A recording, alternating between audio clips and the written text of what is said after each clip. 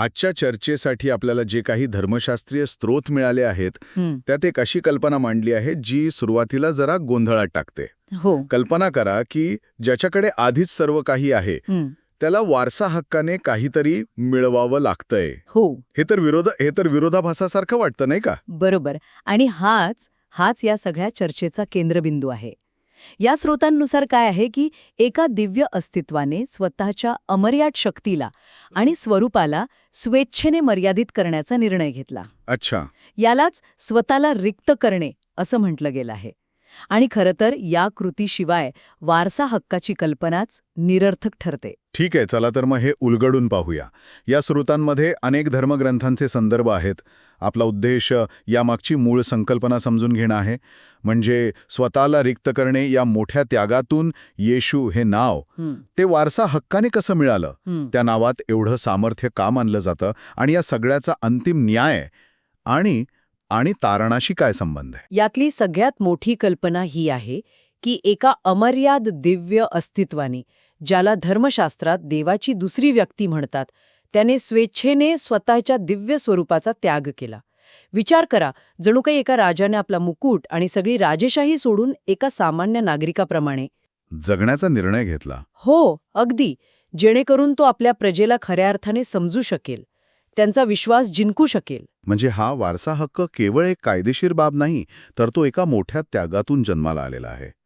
त्यागाशिवाय वारसा हक्काला काहीच अर्थ नाही, असा या स्रोतांचा दावा आहे का? अगदी बरोबर. कारण ज्याच्या मालकीचं आधीच सर्व काही आहे, त्याला वारसा मिळवण्याची गरजच नसते. बरोबर. पण जेव्हा तो स्वतःला त्या अधिकारापासून रिक्त करतो, एका सृष्टीजीवाच्या पातळीवर येतो, तेव्हाच तो काहीतरी मिळवू शकतो. या कागदपत्रानुसार याच प्रक्रियेमुळे त्याला देवदूतांपेक्षाही अधिक सुंदर नाव वारसा हक्काने मिळालं. हे नाव त्याने स्वतःच्या अधिकाराने घेतलं नाही, तर ते मिळवलं. हा एक महत्वाचा फरक आहे. आणि आता या स्रोतांमध्ये एक असा मुद्दा येतो जिथे मला थोडं थांबावं असं वाटलं. ते म्हणतात की या वारशाने मिळालेल्या येशू नावामध्ये प्रचंड सामर्थ्य आहे. हो, म्हणजे हे केवळ एक नाव नाही, तर जणू काही एक एक शक्तीचा स्रोत आहे. हो. आणि हे सामर्थ्य विविध पैलूंमध्ये विभागलेलं आहे. या स्रोतानुसार येशू हे नाव म्हणजे केवळ एक ओळखपत्र नाहीये, तर जणू काही एक मास्टर की आहे. मास्टर की? हो, ही किल्ली देवाच्या योजनेतील अनेक दरवाजे उघडते. मास्टर की ही उपमा खूपच मनोरंजक आहे. तर मग ही किल्ली कोणते दरवाजे उघडते? पहिला दरवाजा आहे देवाशी थेट संवादाचा. येशूच्या नावाने केलेली प्रार्थना ऐकली जाते आणि पूर्ण केली जाते, असं म्हटलं आहे. अच्छा. दुसरा दरवाजा आहे दैवी मदतीचा. म्हणजे पित्याकडून पवित्र आत्मा याच नावाने पाठवला जातो, जो विश्वासणाऱ्यांना मार्गदर्शन आणि शक्ती देतो. म्हणजे संवाद आणि शक्ती याशिवाय. तिसरा आणि सर्वात महत्त्वाचा दरवाजा आहे संरक्षण आणि जीवनाचा. या नावात पापांची क्षमा करण्याची शक्ती आहे, शिष्यांचं रक्षण करण्याची शक्ती आहे. आणि तारण देण्याची. आणि सर्वात महत्त्वाचं म्हणजे तारण देण्याची शक्ती आहे. एका ठिकाणी तर स्पष्टपणे म्हटलं आहे की तारणासाठी मानवाला या नावाशिवाय दुसरं कोणतंही नाव दिलेलंच नाही. याचा अर्थ हे नाव केवळ काही आध्यात्मिक लाभांसाठी नाही, तर ते थेट जीव-मरणाच्या प्रश्नाशी जोडलेलं आहे. पण या स्रोतांमध्ये या नावाच्या अधिकाराबद्दलही काही उल्लेख आहे का? म्हणजे दुष्ट शक्तींविरुद्ध वगैरे? निश्चितच. या लेखात यावर जोर दिला आहे की या नावासमोर दुष्ट आत्मेही नतमस्तक होतात, जसे एका ठिकाणी शिष्य सांगतात. आणि हाच अधिकार बाप्तिस्म्याच्या विधीमध्येही दिसतो.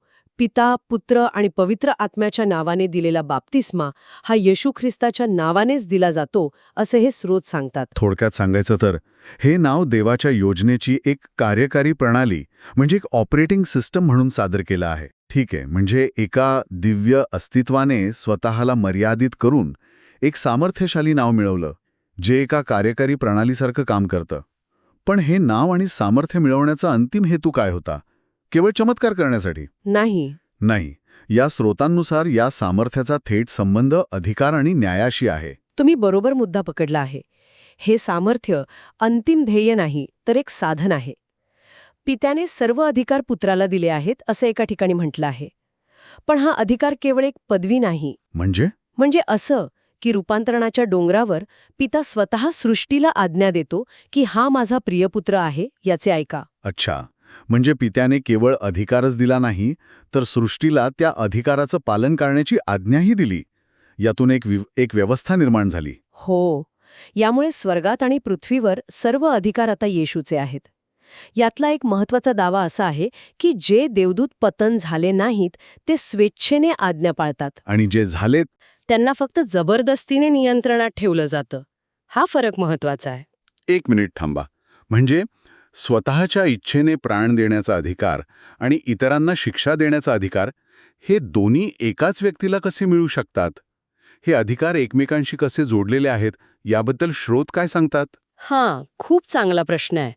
या स्रोतांनुसार हे दोन्ही अधिकार एकाच नाण्याच्या 2 बाजू आहेत आणि ते वारसाने मिळालेल्या अधिकारातूनच येतात. ओके. पहिला अधिकार आहे स्वतःच्या इच्छेने आपले प्राण देण्याचा आणि ते परत मिळवण्याचा. म्हणजे तो शिक्षेचा बळी नाही, तर तो स्वतःच्या इच्छेने न्यायाच्या प्रक्रियेचा भाग बनतो. आणि दुसरा अधिकार आहे पाप करणाऱ्यांना अग्नीमध्ये टाकण्याचा, म्हणजेच अंतिम न्याय करण्याचा. हे दोन्ही अधिकार त्याला देव आदाम बनल्यामुळे मिळाले, कारण तो मानव बनला म्हणूनच त्याला मानवाचा न्याय करण्याचा नैतिक अधिकार प्राप्त झाला, असं या स्रोतांमध्ये मांडलंय. आणि इथेच वधस्तंभाची संकल्पना येते. आणि खरं सांगायचं तर हा भाग समजायला थोडा अवघड वाटतो. स्रोत म्हणतात की वधस्तंभ एकाच वेळी न्याय आणि अनंतकाळचं जीवन या दोन्ही गोष्टींचं प्रतीक आहे. हे कसं शक्य आहे? हे तर एकदम परस्पर विरोधी वाटतं. हो, आणि हा विरोधाभास समजून घेणंच महत्वाचं आहे. या स्रोतांनुसार वधस्तंभ देवाच्या आज्ञांचा सत्य सिद्ध करतो. विचार करा, जसं एखादं रासायनिक द्रावण म्हणजे लिटमस टेस्ट एखाद्या पदार्थाची मूळ प्रवृत्ती उघड करतं. की तो आम्लधर्मी आहे की क्षारधर्मी. बरोबर. तसंच वधस्तंभ प्रत्येक जीवाच्या मनातील खरी प्रवृत्ती उघड करतो. म्हणजे वधस्तंभ स्वतः काही करत नाही, तो फक्त एक आरसा बनतो. अगदी तसंच. जे देवाच्या आज्ञा मोडतात त्यांच्यासाठी वधस्तंभ त्यांच्या पापांची शिक्षा काय आहे हे दाखवून देतो. तो त्यांच्यासाठी न्यायाचं प्रतीक बनतो. आणि जे पाळतात, पण जे आज्ञा पाळतात आणि विश्वास ठेवतात त्यांच्यासाठी तो पापांचा क्षमेचा आणि अनंत काळच्या जीवनाचा मार्ग बनतो. प्रतीक एकच आहे, पण व्यक्तीची निवड ठरवते की तो तिच्यासाठी काय असेल. यात एक महत्वाचा मुद्दा आहे जो तुम्ही आधी नमूद केला होता. देव सृष्टी जीव बनल्यामुळे सृष्टी त्याला भीतीशिवाय पाहू शकते. याचा या प्रक्रियेत काय परिणाम होतो? याचा खूप मोठा परिणाम होतो. जेव्हा भीती नाहीशी होते तेव्हा सृष्टीचा खरा स्वभाव उघड होतो. जर देव त्याच्या मूळ दिव्य स्वरूपात प्रकट झाला असता तर सर्वजण भीतीनेच त्याला शरण आले असते. हो, त्यात खरी निवड दिसली नसती. अगदी. पण तो एक सामान्य असुरक्षित माणूस म्हणून आल्यामुळे लोकांची खरी वृत्ती समोर येते. म्हणजे जे आज्ञा पाळतात ते सृष्ट बनलेल्या देवाला आदर देतात आणि जे पाळत नाहीत ते त्याला नाकारतात किंवा त्याहून वाईट करतात. बरोबर. आणि स्रोत सांगतात की जे आज्ञा पाळत नाहीत ते त्याला ठार मारतात. त्यांची निवड, त्यांची कृती, त्यांचा खरा स्वभाव स्पष्टपणे प्रकट होतो.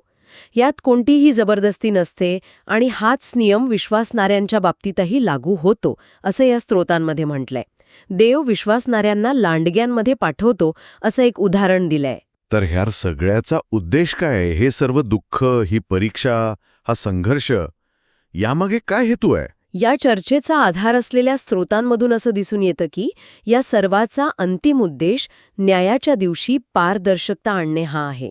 जेव्हा महान शुभ्र सिंहासनासमोरचा न्याय होईल, ज्याला अंतिम न्याय म्हटलं जातं, तेव्हा देव काहींना का वाचवतो आणि काहींना का दोषी ठरवतो हे सर्वांना स्पष्टपणे समजेल. म्हणजे कोणालाही तक्रार करायला जागा उरणार नाही की माझ्यावर अन्याय झाला. चपाती आणि पूर्णपणे पारदर्शक आहे हे सर्वांना पटेल.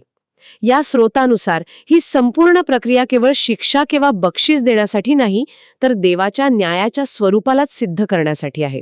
तर आज आपण एका दिव्य अस्तित्वाच्या स्वतःला रिक्त करण्याच्या प्रवासापासून ते येशू नावातील सामर्थ्यापर्यंत आणि शेवटी अंतिम न्यायाच्या स्पष्टतेपर्यंतचा एक मोठा आढावा घेतला. हो, सुरुवातीला जो विरोधाभास वाटत होता तो आता एका मोठ्या योजनेचा भाग वाटू लागला आहे. यातील मुख्य गोष्ट केवळ सामर्थ्य नाही, तर एक अशी व्यवस्था निर्माण करणे आहे जिथे प्रत्येक सृष्टीजीवाच्या निवडी आणि त्याचे परिणाम सर्वांसमोर पारदर्शकपणे मांडले जातील. हा वारसा केवळ अधिकाराचा नाही, तर न्यायाच्या स्पष्टतेचाही आहे. या चर्चेतून एक शेवटचा विचार मनात येतो.